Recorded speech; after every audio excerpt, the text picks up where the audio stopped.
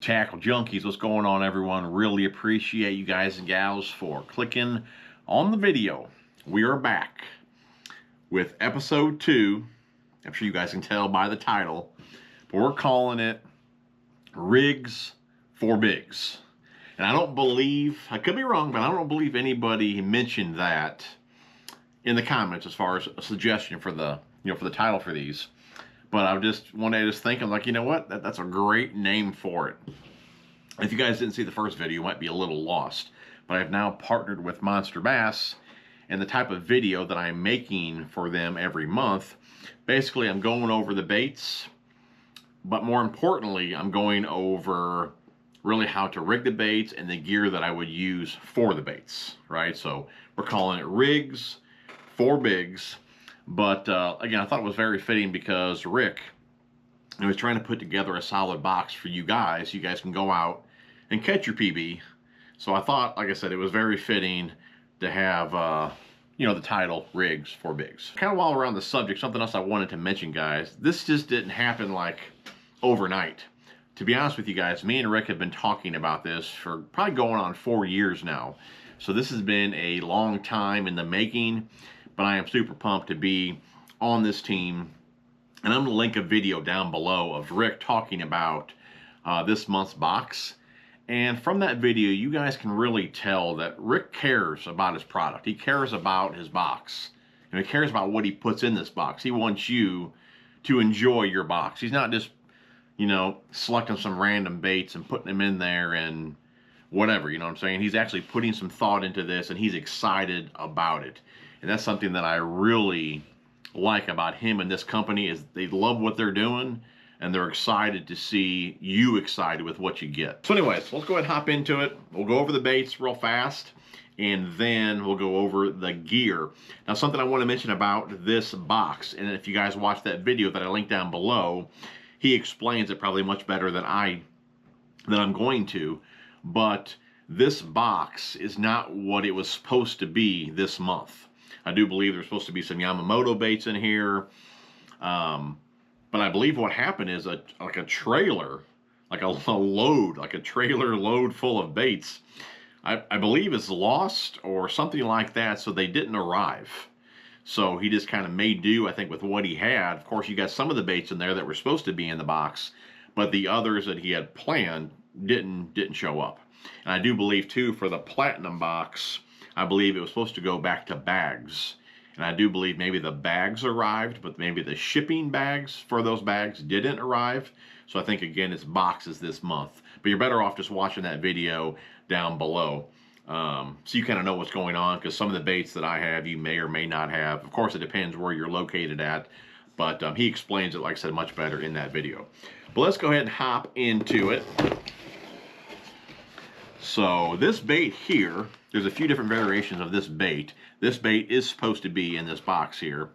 And this is an Element Custom Baits Lipless called the Mugshot 60.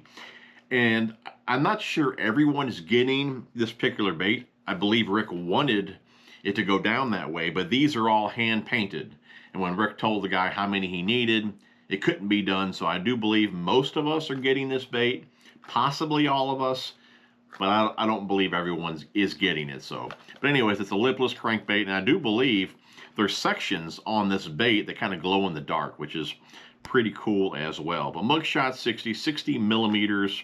Let's go and see if it's rattling or not. It's let's see here, 1/5 of an ounce, 60 millimeter. But a lipless is a great bait. Definitely a bait that I start out with during the spring. Great for ponds, great for lakes. Just a great bait to cover a lot of water with very quickly. You can throw them out, rip them off the bottom, yo-yo them, but for the most part, man, I throw them out and reel them in. Just a steady retrieve. Just a great bait. It's a bait that casts really well. That, again, you can just cover water very quickly with. Does it rattle here? I've got a rattle in there. But it's a nice looking lipless here. Mustad trebles on there. Oval, got the oval line tie, which I love seeing that, but just a good looking lipless there. We'll go and hop into another lipless, and if I understood the video correctly, I do believe you may get that lipless or possibly a different one, but you might also get another lipless, so possibly two. Again, if I'm watching it correctly, or if I watch the video correctly. And two of the other ones that you might get is a Yo-Zuri here, or the Strike King Red Eye Shad. Can't complain with either one of those. Two solid lipless for sure. Love the Yo-Zuris. I got a box full of Red Eye Shads. Great choices here. This particular one is Bully, great color for me. And I do believe this one here is some sort of, yeah, Rayburn Red Crawfish. But I believe there's like a few different ones of each that you may get. I think there's a few different color options for the Yo-Zuri and the Strike King and all that. So again, you may not get the same ones that I have here. But if you do get a second lipless, it might be a Yo-Zuri or the Strike King here. All right, next up here, let's go ahead and go with the soft plastic. This is from Castaic. Now this is, it's the Jerky J, but it's got a paddle tail on it. The Jerky J, I'm not sure if you guys are familiar with that bait or not. It's a great bladed jig trailer. I used to talk a lot with the Picasso guys, and they had a saying for the Jerky J. What were they saying? If you're not jerking the J, you're getting beat by it. I mean, the Jerky J has got a big following. It's a great bait, especially for a bladed jig. And this one here is the swimming version, or the paddle tail version of that. So a little boot tail there. I can already see in the box what I'll go ahead and rig that up on. But yeah, just a little paddle tail there. Looks like a watermelon color. And then we got a spinnerbait. Now guys, I'm not gonna lie to you. All right, I'm being honest with you guys here. When I seen the spinnerbait, because of one thing on it, the first thing I thought of was Guggen. Like, is this gonna be like a Guggen spinnerbait? But after watching Rick talk about this, it's definitely not, okay? But there is something on here, which I'll show you, that reminds me of it. It's kind of funny, the color of this is Chad spawn with the C. I always give my wife crap about that because, you know, we'll be at the lake or whatever, and I'll say, man, look at all those shad. And she'll say, where's Chad? And she'll call him Chad, you know? So I always give her crap when we see, you know, shad. I'll say, hey, there's Chad, babe. Anyways, this one's called Chad Spawn. But I'm sure when I pull it out, you'll see a resemblance here. It's the only resemblance. But you'll see that little green knot keeper on there. I seen that before I seen Rick talk about them. I was like, man, is this going to be like a Guggen spinnerbait? But he says in that video that he originally seen this on like a JDM version spinnerbait, and then he also seen it on Guggen. He didn't know what it was. And once he found out what it did, he's like, you know what, that's pretty cool. I'm going to put it on my spinnerbait as well. And I tell you what, guys, I've only had this happen one time. And I got it on video, which I'll try and link it down below if I can find it. But I do believe, it's still kind of hard to figure out. I believe I had a bass that I'm thinking had the blade jammed in her mouth. All right, big bass for sure. And my knot ended up sliding down. I guess because we were pulling from like two different angles. The knot slid down and I lost her. But that's what this deal here does. It keeps the knot from sliding down. With this here, it's got a mustad hook. We have a dual plastic keeper there. Hand-tied skirt. So we definitely have a nice looking, nice built spinnerbait here for sure. All right. So that's pretty cool. Love the color. That'll pair up great with that little swim bait there.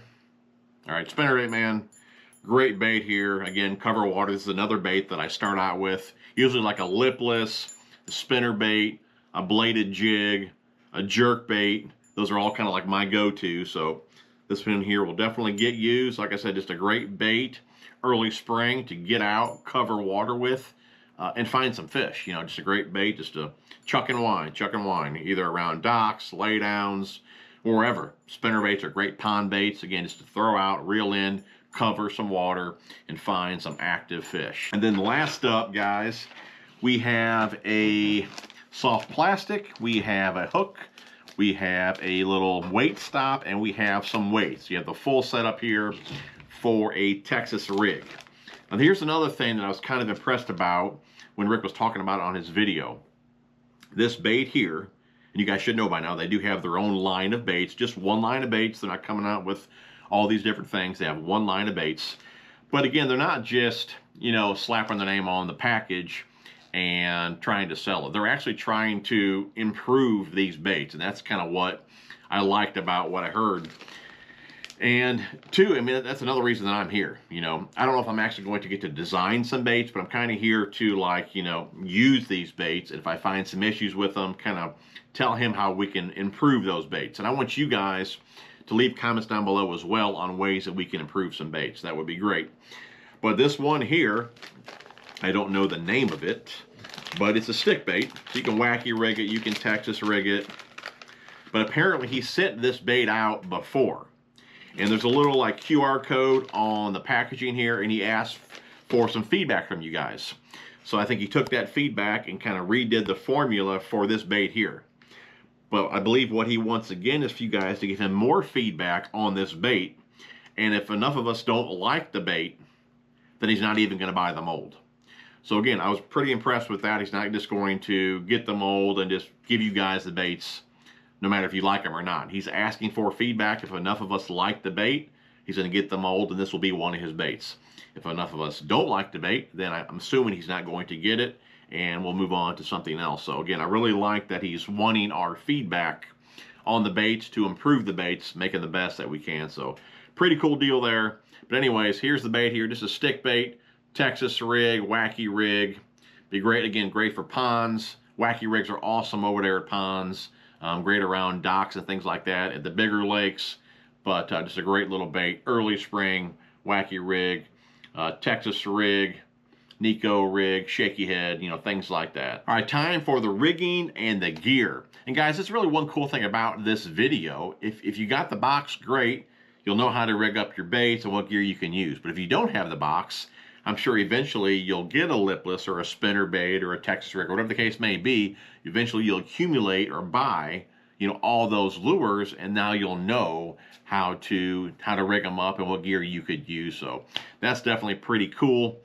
But if you want to get one of these boxes, you guys can use my code TJ81 to get 20% off. You can use it for a single box or a subscription or a rod or anything on the website, I believe.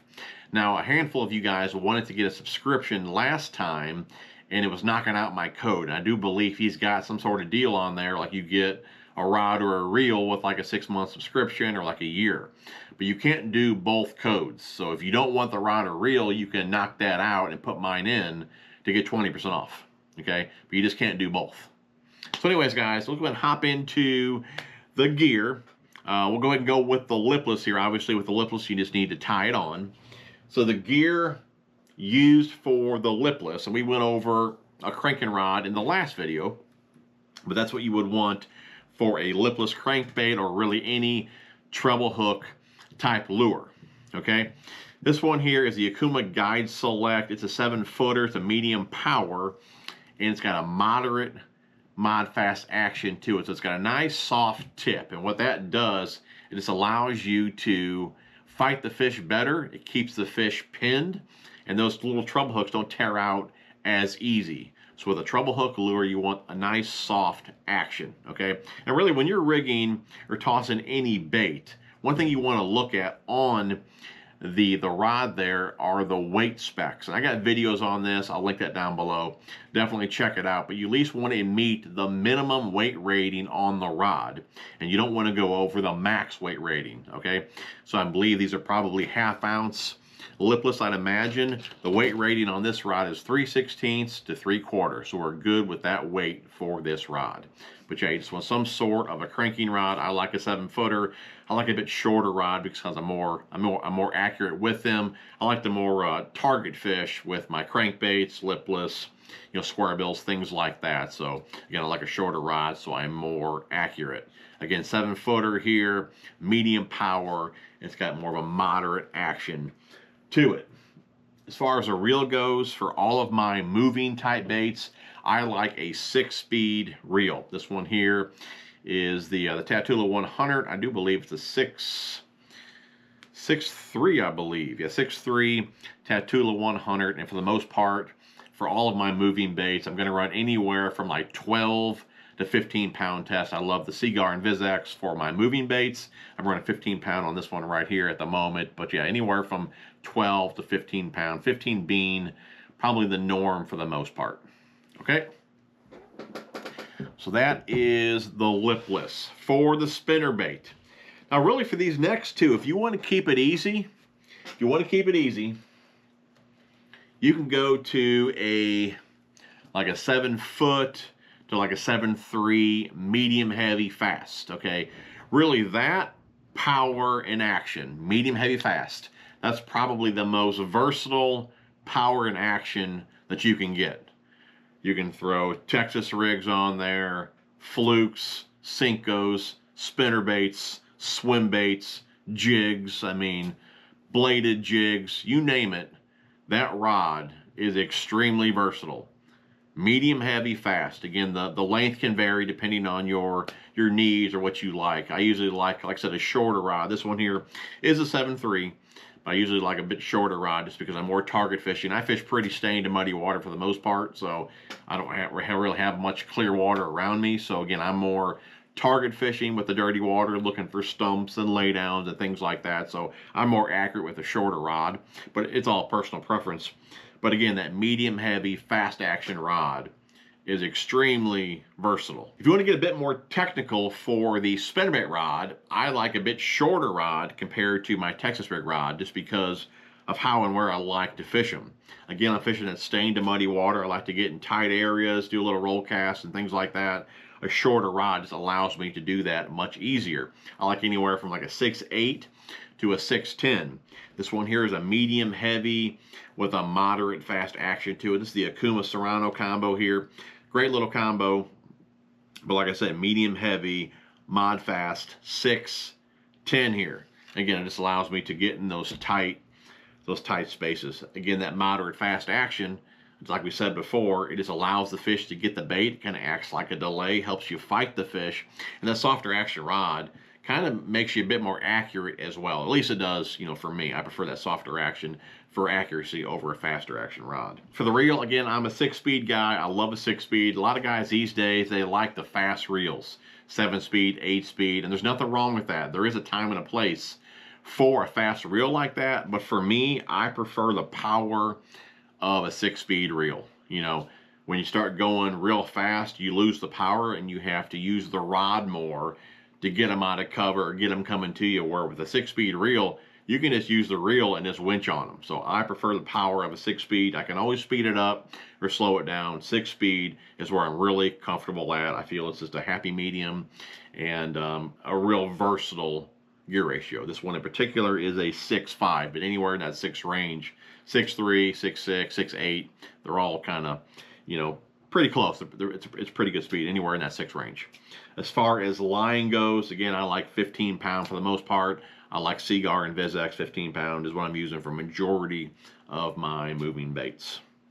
Okay, like we said earlier, as far as the Texas rig goes, 7-foot to like a 7'3", medium heavy, fast action rod.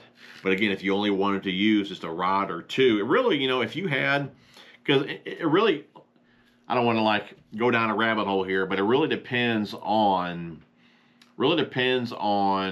rod manufacturer, because one company's fast is another company's moderate fast or another company's extra fast. It really depends on the company. But like I have one medium heavy fast rod. The rod is discontinued now. It's an EVX rod, Akuma EVX. It's a 7.2 medium heavy fast, but that fast on that particular rod is a bit on the slow side. I could use that particular rod for the Texas rig, the spinnerbait, and the lipless. Of course, I prefer a bit softer rod for treble hooks, but that particular rod, to me, in a pinch, would do everything. Okay, so that's something else I want to do for you guys as well. Kind of give you guys what rod I would use for each, but also, if you only have one rod, what could what rod would it be to do everything? And like I said, if the rod is not too stiff, really a medium heavy fast action rod could throw all 3 of these, no problem, right? But anyways, for the Texas rig here, I do have a 7.3 medium heavy fast. And as far as the reel goes, again, I would go with a 6-speed reel. Now, again, I feel it's more versatile, 6-speed reel. If I have a dedicated Texas rig combo or a jig combo that I'm using to work the bottom, in that case, I will go to a 7-speed reel just because that's a dedicated combo. I'm working the bottom. I'm using the rod to work the bait. The reel's just picking up slack.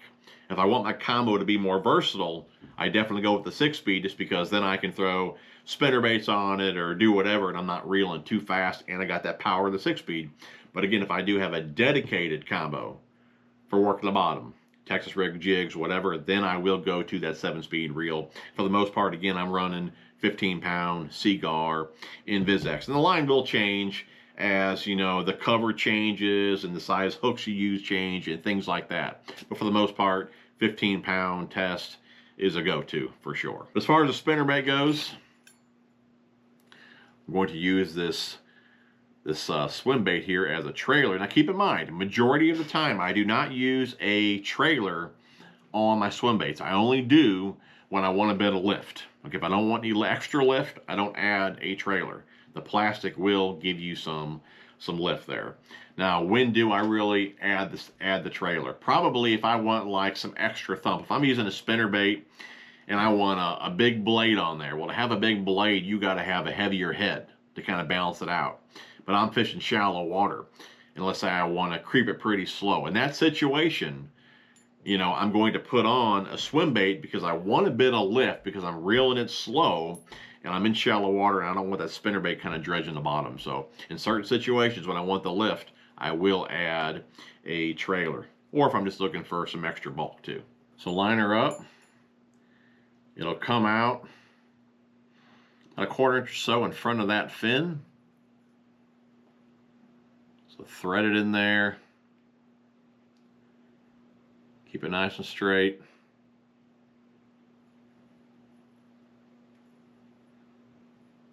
Like so. Come out and just thread it up there. And there you go. Okay. Tie her on. I would use a Palomar knot.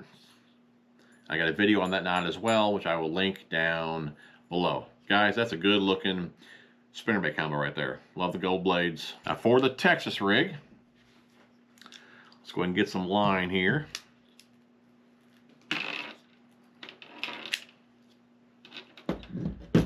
Okay. This line's been sitting all winter here. Got a little bit of memory to it.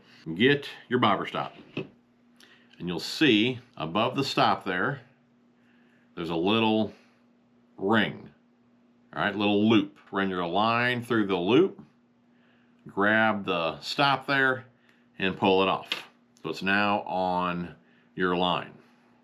Slide that up. Get your weight. Slide your weight on the cone towards the line first. Get your hook.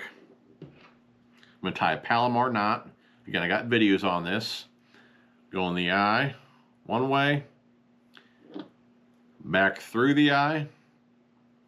Make sure your lines are not crossed here. Okay. Little overhand loop there. Bring the loop through. Bring the hook through the loop. Grab the hook. Wet the line. And center down. Then get your worm. Go in the head to the bend. Come out. Slide it up. Rotate the hook. Cover your knot. Now this particular hook here, you don't want to go all the way through. So you can see here, just kind of line it up. That's how the hook needs to lay in the bait. All right? And there's a hook slot there on the other side. So line her up, poke it in, keep it nice and straight. And you can see the hook there is not visible. But as soon as you put some pressure on it, it'll pop right out. But you want your worm nice and straight. Your weight. Slide down your bobber stop. And you are good to go. Well guys, that should wrap it up. Hopefully you guys enjoyed the video. If you did, be sure to smash the thumbs up. Love you guys. We will see you guys on the next one.